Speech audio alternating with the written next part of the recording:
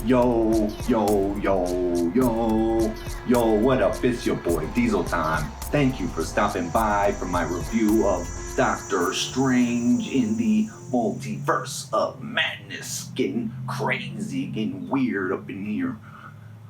So, my feelings on this movie are a bit split, so I'm going to actually split the video. I'm not going to do the usual beginning, middle, and end. Maybe talk about the costumes or whatever. I'm going to actually do a front end and a back end. And let's start with some good news. What I did like is there is a version of this movie that could be a little tighter, a little neater, and all you have to do is remove Wanda. And I don't know what you replace her with, maybe Nightmare or something. They got this whole dream thing going on where it's like other multiverses are the dreams, which is a little weird thing to bring up in the Marvel universe now, but whatever. But what I liked was the relationship between America Chavez and Doctor Strange. See, she feels guilty about the first time she used her powers to jump between multiverses because she sent her parents to God knows where, some unknown universe. Maybe they died, maybe they're the new kings and queens, but all she can think is, I must have done something to, oh no, she has two moms, I'm sorry. Maybe they're queens somewhere. Anyways, she just assumes that, she sent them to some awful universe, maybe sealed their fates. And so she needs to learn to trust in her own abilities, in her ability to control where she sends people or what portal she opens up, what universe is going to be on the other side. She needs the right partner to get her to believe in herself. Flip that over to Doctor Strange, who, as Christine put it, has to be the one holding the knife, meaning he has to be the one saving the day. He has to be wearing the pants. The shoes got to be on his foot. I kind of like her metaphor better. The whole surgeon thing fits. He needs to learn to work as a teammate, as a partner in crime, so to speak. And he needs America Chavez's powers to defeat the antagonist, but instead of stealing her power, he needs to encourage her to be the best version of herself and to trust in her own, that she's not going to screw it up. And that ultimately brings the two of them together, and they're able to work as a team, and she's able to use her powers, and la-di-da, everything works out. And if you read Save the Cat or Art of Plotting, you could see this dynamic and go, yes, that really works. Like that I like. Now what didn't work for me was all the Wanda Maximoff stuff. She's been reading from the Dark MacGuffin, and the Dark MacGuffin corrupts anyone who uses it just instantly, like, you're bad now. Because she's been spending too much time with the Dark MacGuffin, she's now evil. So if you're coming off of the Avengers movies, you've learned that Wanda is a good guy. She's one of the Avengers. But if you saw the Disney Plus stuff, you know that at the end, she was doing some witchcraft stuff off in the woods, and she spent time with these imaginary boys. I'm not going to get into their existence, but you would at least have some background notes on what you're looking at. And so I don't really appreciate that you had to kind of do some homework and watch some Disney Plus stuff, because what if you're not paying for the Disney Plus? What if you just go to the movies and you're like a casual viewer?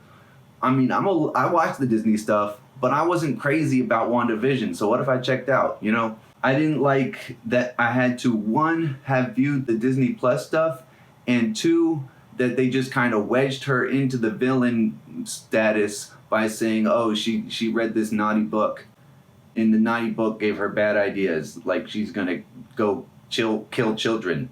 The ending from the Doctor Strange What If, where, he gets all this power so that he can save Christine and that she doesn't have to die so that they can be together, and by the time he's amounted all this power, he's become this horrible monster, this disfigured creature that she could, she's horrified when she sees him.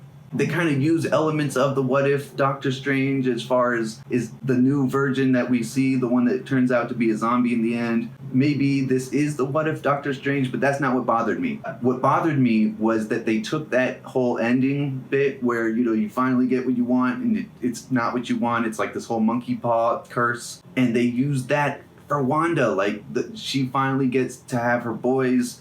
She gets to the multiverse where her boys are, and they see the Scarlet Witch, and oh my God, Mom, it's the witch. And you know, the Wanda from their universe gets her ass kicked by the Scarlet Witch, and this terrifies her boys, and that's what makes her realize, oh man, like I'm really screwed up. I better stop what I'm doing right now, and I'm gonna commit suicide. Like, obviously, I don't think she's really dead. You saw like a red explosion as the whole thing came down. You know, if you don't see them die in the Marvel universe, don't count them out just yet. But the fact that she would just give up on her whole thing and say, you know what, I've killed a whole lot of wizards up till now. I even killed a goat wizard or a cow wizard, whatever that was.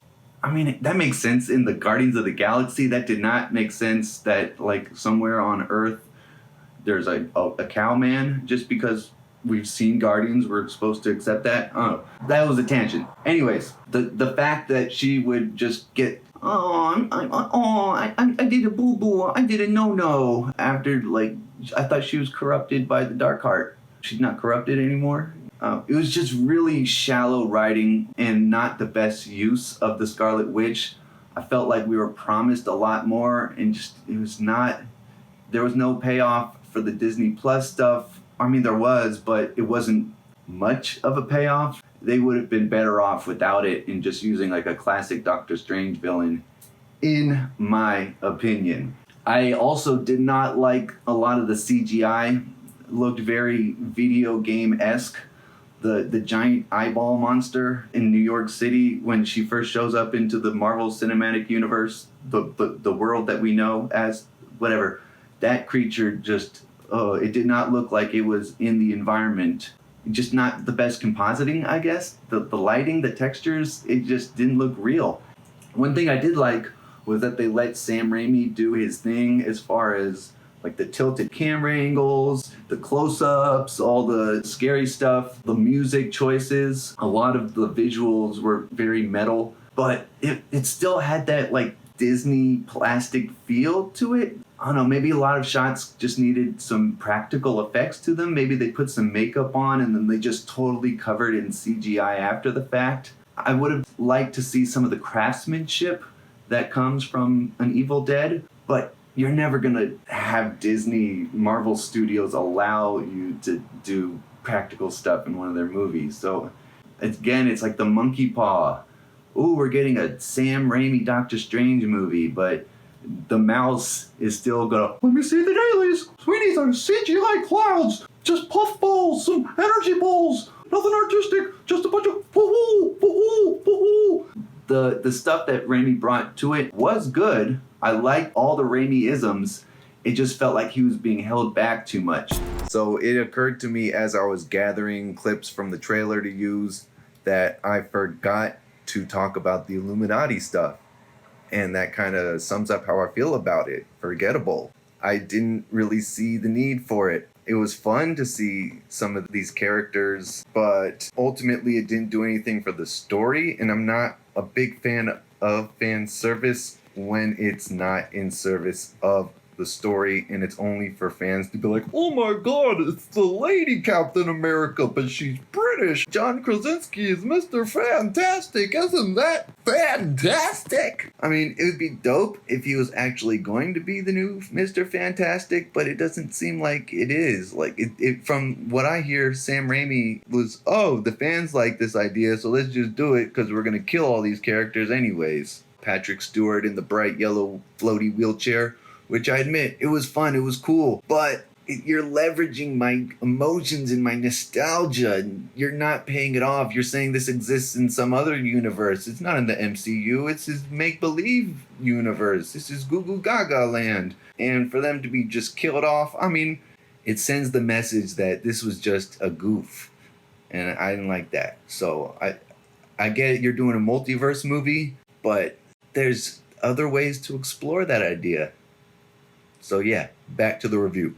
I'm not crazy about this movie. There's a lot of stuff that I liked, but there's just too much that took me out of it and made me like think about the thoughts that I'm having in this review now. I wasn't immersed in this movie. I was literally picking it apart because the way it was presented was too problematic. Like that's the big thing. It was not entirely stitched together. It was ripping apart at the seams into different multiverses. So yeah, maybe I'm being a little too harsh. It's a lot of work to make a movie. Let me know. Did you enjoy this? Did you see it in the theaters, or did you wait to see it on Disney Plus like me? Let me know down below. I've been your boy. These are Tyme. Here we go. Here we go. Here we go. Peace.